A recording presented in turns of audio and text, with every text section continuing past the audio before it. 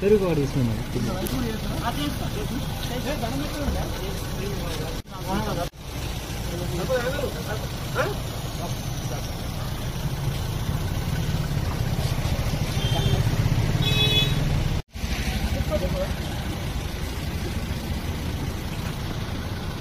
తెలుగు వాడు తీసుకున్నాడు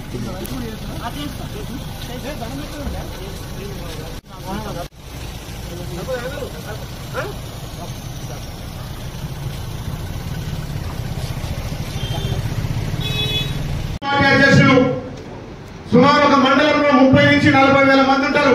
30-40 వేల మందిలో మనం మండల పార్టీ వేస్తే మండల పార్టీ వేసినా ఉంటారు. మన తర్వాత పనిచేయమంటే నాకే వస్తుంది నీకే వస్తుంది అంటారు.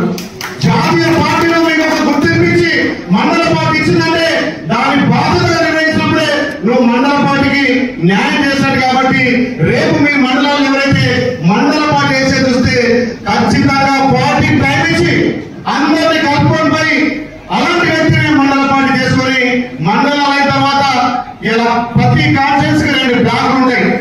ఈ 4 మండలాలు తిరిగి కవర్ చేసి ఆ 4 మండలాలు టైం ఇచ్చి పనిచేసి అందరినీ కలుపుకొని మండల శాఖ గ్రామ శాఖ తోటి చేసే వ్యక్తిని రేపు బ్లాక్ ప్రెసిడెంట్ గా అన్ని నియోజకాలు వేసుకోవాల్సిన అవసరం ఉంది.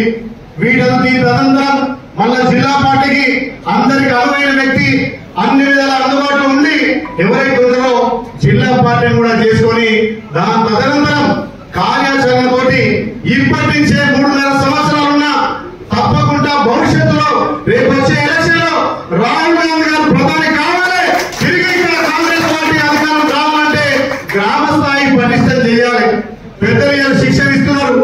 వీళ్ళకంటే మీరు అనుభవం ఉన్న వాళ్ళు చాలా మంది. కానీ ఇవాళ కొన్ని పార్టీలు ఏం చేస్తున్నాయి, మతం పేరు మీద కులాల పేరు మీద రాజకీయాలు చేసి కాంగ్రెస్ పార్టీ చరిత్రను కనుమరుగు చేసి మేమే భారతదేశాన్ని స్వతంత్రం చేసినాం, ఇలా మేము లేకపోతే భారతదేశమే లేదు అనే విధంగా దుష్ప్రచారం చేస్తున్నారు. మరి వాళ్ళు అట్లా ప్రచారం చేసినప్పుడు మన కాంగ్రెస్ సైనికులు ఎందుకు పనిచేయదు? పెద్దలు మా సామాన్యులు చెప్పిండు, కాంగ్రెస్ పార్టీ చరిత్ర చెప్పిండు. ఉద్యమకారుడైనా తెలంగాణ పార్టీలో పనిచేసిన బాగా ఆయన భాషలో హౌస్ పట్టాడు. కాబట్టి ఇందిరమ్మ గురించి, రాజీవ్ గాంధీ గురించి, రాహుల్ గాంధీ గారు చెప్పిండ్రు. సరే పెద్ద బహిరంగ సభ చెప్తున్నాం అనగా కూడా 1,000 లక్షల మంది చెప్పి పెద్దల సామాన్యాలను కూడా పెంచి ఇంకా చరిత్ర చెప్తారు. కానీ చరిత్ర కంటే ముందు మనం ఏం చేస్తున్నాం, పార్టీకి మనం ఏం సేవ చేస్తున్నాం, పార్టీని ఎట్లా అభివృద్ధి తీసుకోవడం. వాళ్ళు 10 ఏళ్లలో తెలంగాణ సంపదను పందికొక్కులాగా దోచుకున్న సంపదతోటి వాళ్ళ ప్రింట్ మీడియా, సోషల్ మీడియా ద్వారా వాట్సాప్ లో పెడుతుంటే ఇలా ప్రతి ఇంట్లో చిన్నలకు పెద్దలకు మహిళలకు వాట్సాప్ ఉన్నాయి, ఫోన్లు ఉన్నాయి. మరి మనం ఎందుకు స్పందిస్తలేం?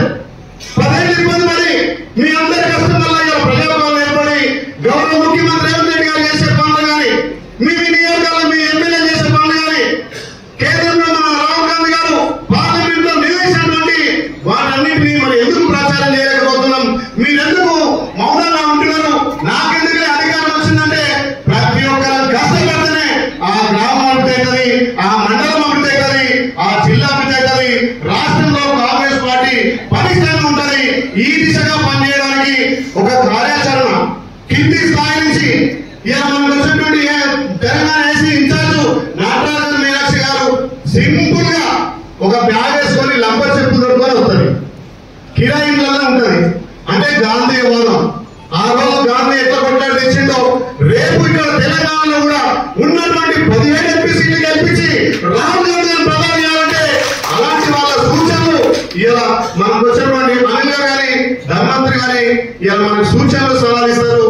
గ్రామ స్థాయిలో కాంగ్రెస్ పార్టీని పరీక్షలు చేసుకుంటే రేపు స్థానిక సంస్థల్లో కూడా అన్ని మనమే విజయం సాధిస్తాం. చాలా మంది అంటున్నారు గత 10 ఏళ్లలో వాళ్ళు చేయలేని పని మనం చేస్తున్నాం.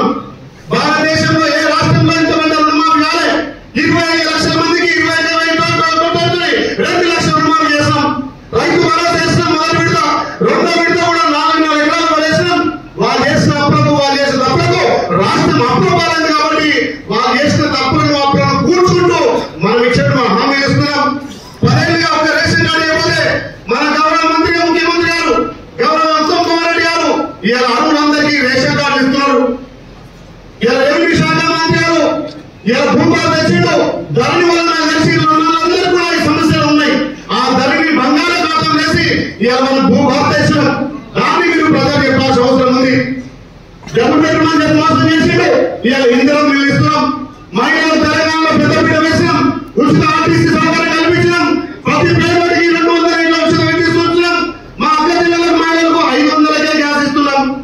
ఇలా ప్రతి నియోజకానికి 200 కోట్లతోటి రెసిడెన్షియల్ స్కూల్ పెడుతున్నాం. మరి మనం చేసే ఇన్ని మంచి పనులు చెప్పలేకపోతున్నాం. మా సన్నాసులేమో రుణమాఫీ కాలేదు, రైతు బంధు పడలే అంటున్నారు. మరి ఆయన ₹1,00,000 ఇస్తా చెప్పి 4 దఫాలుగా 25 ఇచ్చి అవి మీ సగం వడ్డీకే పోయి దాన్ని ఎక్స్పోజ్ చేయాలి. వాళ్ళ విమర్శలను మనం తప్పుకోవాలంటే గ్రామ స్థాయిలో మనం పటిష్టంగా లేకపోవడమే. ఏమో నాకెందుకులే, మా ఎమ్మెల్యే చేసి ఎమ్మెల్యే చూసుకుంటాడు, మా ఎంపీ గారు చూసుకుంటే చెప్తే మీరు లేని మేము లేవు, మీరు లేని మేము లేవు. మీరందరూ గ్రామ స్థాయిలో కష్టపడితేనే రేపు స్థానిక సంస్థలు గెలుస్తాం. కాబట్టి దయచేసి స్థానిక సంస్థలను నెగ్గాలంటే గ్రామ స్థాయిలో పార్టీ పటిష్టం చేయాలి. గ్రామ శాఖలు ఎక్కడ కూడా బంధు పెట్టుకోవాలా, తమ్ముడు అమ్ముడు బొమ్మడు కాదు, పనిచేసే వ్యక్తి పార్టీకి పనిచి ఆ గ్రామంలో సమీపించే వ్యక్తినే గ్రామ శాఖ వేయండి.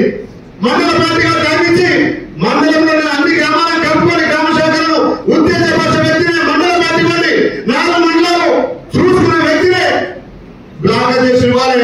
దాంట్లో పోటీ పడి ఏదో పదవి కోసం నేను అంటే పార్టీ ఇబ్బందులు పాలవుతుంది. రేపు మన గౌరవ ముఖ్యమంత్రి రేవంత్ రెడ్డి గారి నాయకత్వాన మళ్ళొకసారి భారీ మెజార్టీతోటి తెలంగాణలో గెలవాల్సిన అవసరం ఉంది. గెలుస్తుంది, కానీ మీరందరూ పటిష్టంగా ఉండాలి. మన భావి ప్రధాని రాహుల్ గాంధీ గారిని ఇలా ప్రధానిగా చూసుకుంటే ఈ మతతత్వ శక్తులను, ఈ మతతత్వ పార్టీలను తప్పకుండా బొంద పెట్టచ్చు. ఎక్కడైనా వెళ్ళైతే దాన్ని వాళ్ళు క్యాచ్ చేసుకుంటారు. మరి మనందరం హిందువులనే, మన ముస్లింలు, క్రిస్టియన్స్ ఏదో ఒక దాడైతే బీజేపీ రాళ్ళిస్తే మనం తీయద్దు. మనం కదా మన రాష్ట్రం, మన దేశ ప్రజలుగా చనిపోయింది, మనం కూడా ఎట్లా తీసుకోవాలి. అందరికీ దేవుడే, కానీ వాడు కులం పేరు మీద, మతం పేరు మీద వాళ్ళు ర్యాలీ చేసుకుంటే నాకెందుకు అంటే అదంతా ఒక దిక్కు వన్ సైడ్ అవుతుంది. ఇలా పోయిన ఎలక్షన్లో జేపీ పేరు చెప్పాడు. కాంగ్రెస్ పార్టీ యాదాద్రి భువనగిరి జిల్లా కార్యకర్తలు